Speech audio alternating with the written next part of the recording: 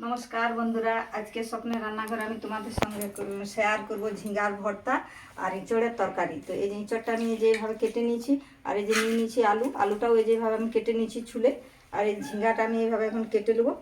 আর এই যে আর ইচড়টা আমি এভাবে দিয়ে আগে আমি সিদ্ধ করতে দেব কুকারে। এইদিকে ইচড় সিদ্ধ হবে আর এইদিকে আমি ঝিঙ্গাটা রেডি করব।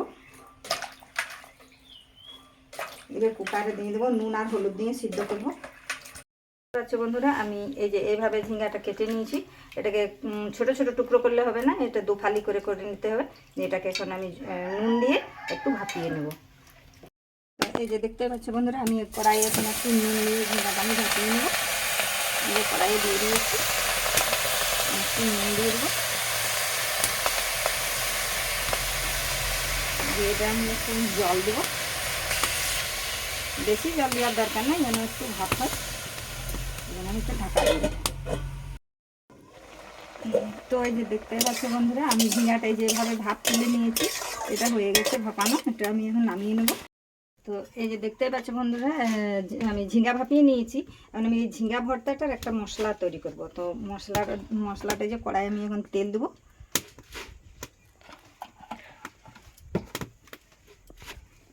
দিয়ে দিচ্ছি আমি একটু নুন, আর দিয়ে দিচ্ছি যে গোটা কতক জিরা, গোটা জিরা, আর দিয়ে দিচ্ছি আমি এই যে 6-8 কোয়া মতো রসুন, দিয়ে দিচ্ছি 3টা শুকনো লঙ্কা, আর দিয়ে দেবো আমি এই পেঁয়াজ কুচি।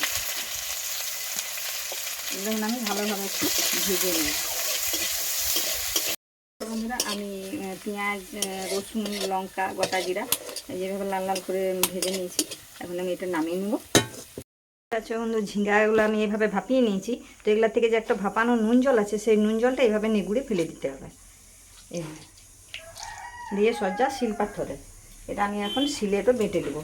জলটা ফেলে দেবো, এইভাবে নেগুড়ে নেগুড়ে জলটা ফেলে দিয়ে আমি এটা শিলে বেটে দেবো। বন্ধুরা, ঝিঙ্গাটা আমি এইভাবে বেটে নিয়েছি।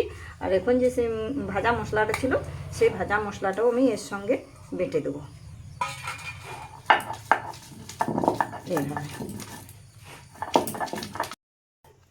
তো এই যে দেখতে পাচ্ছ বন্ধুরা, ঝিঙ্গাটা এইভাবে আমি বেটে নিয়েছি। আমি তো ঝিঙ্গাটা ভাপানোর সময় একটু নুন দিয়েছিলাম, এখন আমি আর একটু নুন দেবো।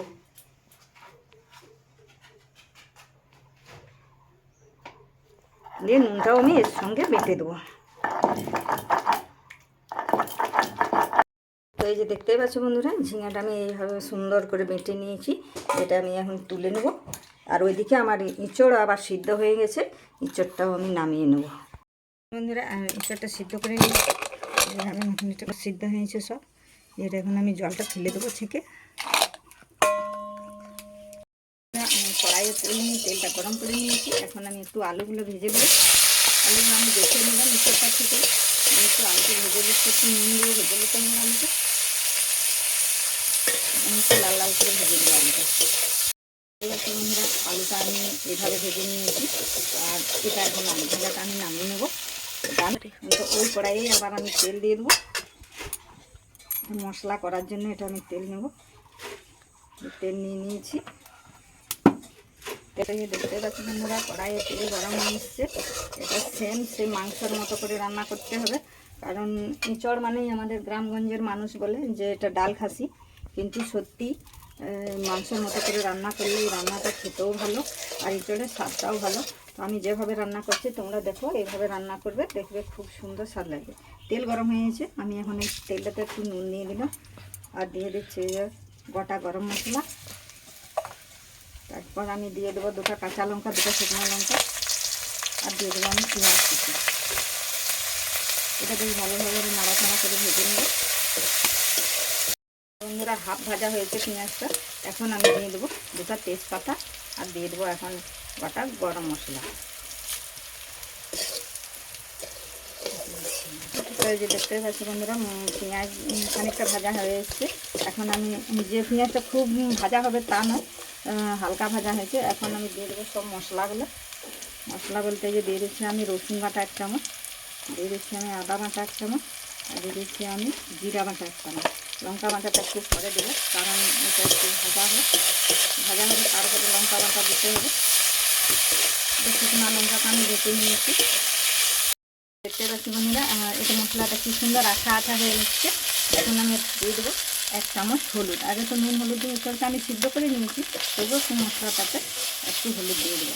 আর আমি দিয়ে দেবো এই বেটে রাখা শুকনো লঙ্কার গুঁড়ো দিয়ে এটা আমি ভালোভাবে নাড়াচাড়া করে নেবো।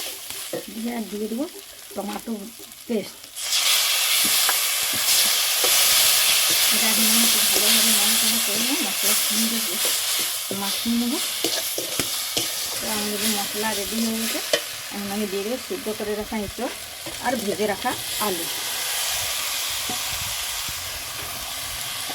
নিয়ে এটাকে এখন ভালোভাবে আমি মশলার সঙ্গে মাখিয়ে নেব। আমরা একটু সুন্দর আমি কষিয়ে নিয়েছি, কষা হয়ে গেছে। এখন আমি এটাতে একটু জল দেবো। আমি জল দিয়ে দিচ্ছি একটু, আর একটু জল দেবো।